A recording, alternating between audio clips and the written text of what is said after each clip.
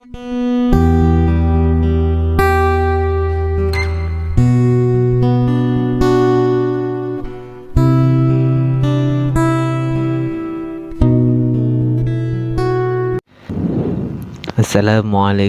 warahmatullahi wabarakatuh. Bismillah. Alhamdulillah nahmaduhu wa nasta'inuhu wa nastaghfiruh wa na'udzu billahi min shururi anfusina min sayyiati a'malina may yahdihillahu fala mudilla lahu wa may yudlil fala hadiya lahu asyhadu an la ilaha illallah wahdahu la syarika lahu wa asyhadu anna Muhammadan abduhu wa rasuluhu la nabiyya ba'dah. Para pendengar kaum muslimin muslimat rahimakumullah, pada kesempatan yang berbahagia ini mari kita tambah ilmu kita, yakni dengan mengkaji pendapat-pendapat ulama di dalam kitab-kitab beliau melalui beberapa pertanyaan yang dipertanyakan oleh para kaum muslimin yang lainnya, baik dari teman kita atau yang sebagainya. Baik, dalam kesempatan ini kita akan bahas jawaban dari pertanyaan sahabat kita yang berada di FB, yakni nama FB-nya adalah Kang Bahar. Jadi pertanyaannya di sini, beliau teman kita ini bertanya, ketika seseorang istri ditinggal pergi oleh suaminya tanpa kabar atau putus berita total, sama sekali tidak ada kabar dari suaminya, apakah si istri tersebut boleh menikah dengan laki-laki lain? Nah, ini pertanyaannya. Jadi suami itu pergi atau entah kemana, kemudian tidak ada kabar, baik mati atau gimananya, ya, maka bagaimana nasib seorang istri ini? Apakah istri ini boleh menikah lagi dengan orang lain atau tidak? Baik, di dalam kitab Hawasyi Tuhfatul Muhtad bi Syarh Minhaj yang dikarang oleh Syekh Al-Imam Ibnu Hajar Al-Haytami, tepatnya di juz 8 halaman 253 sampai 254, beliau menjelaskan di sini qauluhu, yakni perkataan Ki Musannif, wa man ghaba bi safarin aw ghairihi wa qata'a khabaruhu, suami yang menghilang karena pergi atau sebab lain dan terputus beritanya, laisa li zaujatihi nikahun hatta yutayaqqana, maka seorang istri tidak boleh menikah lagi sampai diyakini. Maksudnya di sini diyakini apa? Maksudnya adalah yudhanna bi hujjatin kastifadatin wa hukmin bi mautuhu au talaquhu au nahuhuma karidatihi qablal wati au ba'dahu.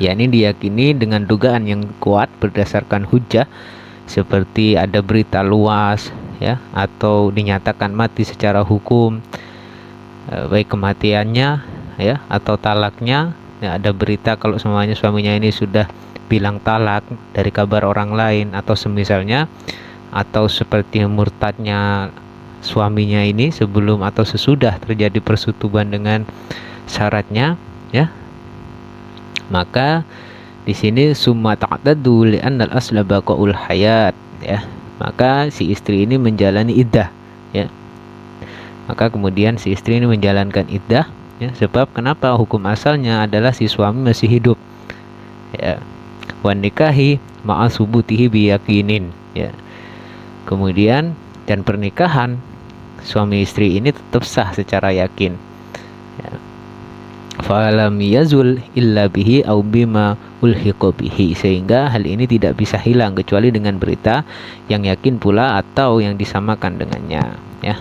Jadi di sini kesimpulannya adalah menurut musannif, perempuan ini, ya, ketika ditinggal suami tanpa kabar, dia tidak boleh menikah lagi, ya, kecuali nanti memang ada berita, ya, berita bahwasanya suami ini di sana, ya, menalak istrinya yang ada di sini, ya, dengan perkataannya yang disampaikan oleh orang lain, atau ada kabar tentang kematian dari suami ini, ya, atau juga si suami ini murtad gitu loh, keluar dari Islam, ya, maka bolehlah, ya, nanti istri itu menikah lagi, cuman nanti terlebih dahulu menjalani masa iddah, ya, masa iddah.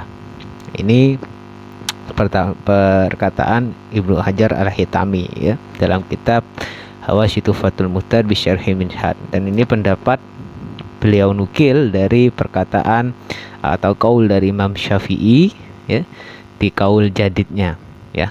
Jadi ini perkataan Imam Syafi'i, kaul jadidnya Imam Syafi'i, ya, yang dikutip oleh Syekh Ibnu Hajar Al-Haytami. Jadi kaul qadim Imam Syafi'i ini adalah ketika Syekh Al-Imam Asy-Syafi'i ini berada di negeri Irak. Kemudian juga ini pendapat yang pertama, ya, kaul jadidnya Imam Syafi'i. Kemudian juga bisa seseorang perempuan ini memilih pendapat yang lain, yakni tetap pendapat Imam Asy-Syafi'i yang dinukil oleh Syekh Ibnu Hajar Al-Haytami, cuman kaul ini adalah kaul jadid, ya. Jadi perkataan atau ketetapan ijtihad Imam Syafi'i yang baru, yakni ketika Imam Asy-Syafi'i ini berada di kota Mesir. Lah, bagaimana pendapat Imam Asy-Syafi'i di kaulul jadidnya yang dikutip oleh Syekh Ibnu Hajar Al-Haytami? Di sini beliau menjelaskan qauluhu, yakni perkataan Kiai Musani fil qadim tatarabbasu arba'asinin, ya. Menurut kaul qadim, ya, perempuan yang ditinggal oleh suaminya tanpa kabar sama sekali, ia harus menunggu selama 4 tahun, ya. Jadi tidak boleh menikah dulu, ya. Nunggu sampai 4 tahun menurut versi, ya. Qila min hina faqdihi, ya. Menurut satu versi 4 tahun ini dihitung sejak raibnya si suami, ya. Jadi qila min hina faqdihi, jadi 4 tahun ini dihitung sejak raibnya si suami, dihitung dari awal hilangnya si suami ini tanpa kabar, dihitung sampai 4 tahun, ya. Nah, itu. Kemudian wal asohu min hina dzurbil qadi, ya. Sementara menurut versi yang asoh dihitung sejak ada keputusan dari hakim, ya. Ketika perempuan ini mengajukan ke permasalahannya ke hakim, ya. Wala yu'tadu bima madha qablahu, maka waktu yang berlalu sebelumnya tidak dihitung, ya. Jadi dalam kaul jadid ini, ya, jadi tidak boleh menikah si istri ini sekalipun ditinggal suaminya tanpa kabar, ya, menunggu sampai 4 tahun, ya. Bisa jadi 4 tahun itu dihitung sejak raibnya atau hilangnya si suami, atau, ya, hitungan itu dihitung dari sejak ada keputusan dari hakim ketika perempuan ini mengajukan permasalahannya lewat pengadilan agama. Kemudian Kiai melanjutkan summa ta'taddu li wafatin wa tunkihu. Kemudian ia menjalani iddah, ya, wanita yang ditinggal mati suaminya, lalu boleh menikah. Nah, kalau seumpamanya sudah genap atau lebih dari 4 tahun, ya, kemudian masih tidak ada kabar si suami ini, maka setelah itu si perempuan ini yang ditinggal suaminya tidak boleh menikah dulu, ya, harus menjalani masa iddah seperti wanita yang ditinggal mati oleh suaminya. Lalu setelah masa iddah berlalu maka boleh menikah setelahnya, ya. Ba'daha ittiba'an liqada'i Umar radhiyallahu anhu bidzalika wa tubirat al-arba'u li anha aktsaru muddatil hamli. Ya. Demikian ini, ya, demikian pendapat yang kaul jadid ini karena mengikuti keputusan hukum, yakni dari sahabat Umar radhiyallahu anhu dalam kasus tersebut. Penggunaan acuan 4 tahun mengingat masa tersebut merupakan batas maksimal masa kehamilan. Nah, ini jadi menunggu 4 tahun. Nunggu 4 tahun, ya. Jadi kalau semuanya perlu pendapat kaul jadid ini tidak boleh menikah, nunggu 4 tahun si istri, ya, baik hitungannya itu dihitung dari raibnya si suami atau dari keputusan hakim. Kemudian setelah 4 tahun tetap tidak ada kabar si suami, maka wanita tersebut tidak boleh menikah dulu, ya, menjalani masa iddah dulu. Setelah masa iddah selesai maka boleh menikah. Ini kaul jadid. Jadi terserah, ya. Jadi antara kaul jadid dan kaul qadim dari Imam Syafi'i terkait permasalahan ini, yakni tidak menasah. Maksudnya apa? Kaul jadid ini tidak menasah atau menghapus hukum ketetapan hasil ijtihad dari kaul qadim dari Imam Syafi'i. Boleh, ya, seorang perempuan memilih kaul qadim, ya. Kaul qadim yang pertama tidak boleh menikah sampai ada kabar, ya, sampai nunggu ada kabar terkait keadaan dari si suami meninggal atau menalak si istri, ya. Atau mengikuti kaul jadid, ya, nunggu 4 tahun, setelah 4 tahun menjalani masa iddah, setelah masa iddah selesai baru menikah lagi dengan laki-laki yang lain.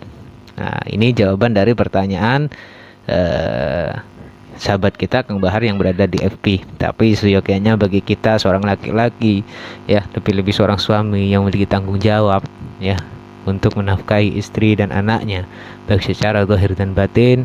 Janganlah sampai kita menyanyiakan istri kita, karena istri kita adalah orang yang lemah, lembut, ya, juga perempuan. Ibu kita juga perempuan. Semoga kita dijauhkan dari segala hal-hal yang tidak kita inginkan, dan semoga apa yang kita bahas pada kesempatan ini menjadi tambahan ilmu bagi kita semua. Amin ya rabbal alamin. Walafu minkum. Wassalamualaikum warahmatullahi wabarakatuh.